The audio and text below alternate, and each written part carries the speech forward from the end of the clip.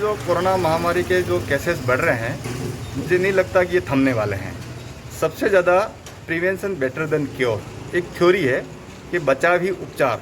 इतने सारे जो केसेस निकले उसमें 90% जो कोरोना मरीज़ हैं वो एसिम्प्टोमेटिक होते हैं। तो हमें जो सैम्पलिंग किए जा रहे हैं, कोरोना कोविड का वैक्सीनेशन किया जा रहा है, लेकिन इसके बावजूद हमें अवेयरनेस की ओर ज़्यादा ध्यान देने की ज़रूरत है। अवेयरनेस मतलब अपने आप, परिवार तक, अपने कुटुंब तक अपने आप को कैसे बचाव रखें। इस समय लॉकडाउन भी है, लेकिन अवेयरनेस के नाते मैं आपको कहना चाहूँगा ये वायरस हवा में फैल चुका है और ये एयरबर्न डिजीज़ के नाम से फेमस हो चुका है।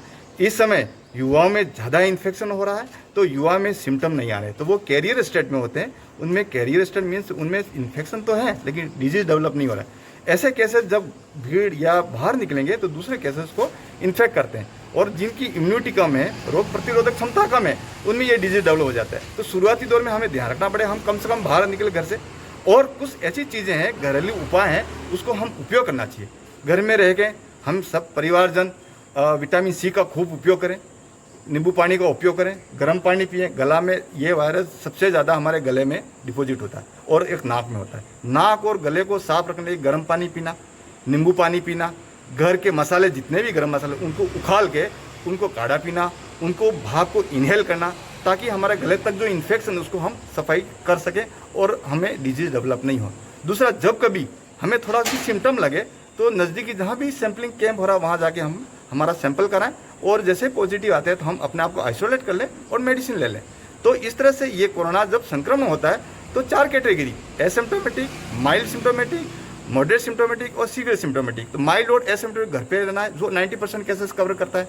माइल्ड जो सीवियर हैं उनको हॉस्पिटलाइज करना पड़ता है। तो इसमें हॉस्पिटलाइज जो केसेस ज़्यादा हो रहे हैं, मेरे जो नज़र में एज ए मैं कोविड इंचार्ज काम कर रहा हूँ, तो ऐसे लापरवाही बरतते शुरुआती दिन में, लेट पहुँचते हॉस्पिटल है, बुखार आया, सर्दी खांसी जुकाम आया, समय पे इलाज नहीं किया, ऐसे लोगों में जब फेफड़ों में इन्फेक्शन हो जाता है तो दौड़ से हॉस्पिटल चले जाते हैं, और वहाँ पे उनको ऑक्सीजन लेवल, जब O2 लेवल जो है 94 से कम हो जाए तो ऑक्सीजन चढ़ाना पड़ता है। टेम्परेचर ज़्यादा है तो हम सिम्टोमेटिक इलाज करते हैं। तो कुल मिला के मेरा कहने का तात्पर्य कि बचाव ही उपचार है।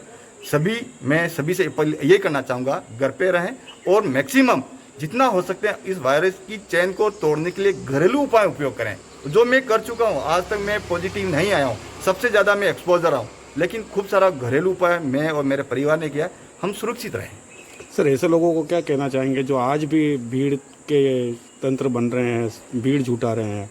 शादियों में भी देखने को मिल रहा है सर कि लोग बड़ी बड़ी बारातें निकाल रहे हैं। सर, ऐसे लोगों को किस तरीके से समझाया जा सकता है? मैं ऐसे लोगों को एक ही चीज़ समझाना चाहूँगा कि जिनके परिवार में कोरोना ने ज़िंदगी ले ली है, उन परिवार को अपने स्तर पर रख के देख लें कि क्या वजह है। ऐसे लोगों को मैं यही कहूँगा कि वो अभी भी इस बीमारी से गंभीरतापूर्वक लें, भीड़ भाड़ इलाके में नहीं जाएं, शादी ब्याह में नहीं जाएं।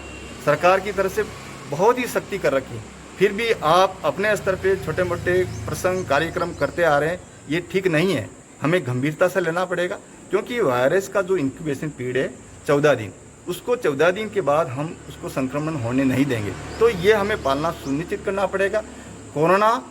कोविड-19 का जो बिहेवियर है वो हमें अनुपालन करना पड़ेगा, और सभी से मैं यही आग्रह करना चाहूँगा कि कम से कम अपने भीड़ भाड़ इलाके में जाएं और अपने आप को इस वायरस से बचाव की ओर रखें, ताकि आमजन इससे सुरक्षित रह सके।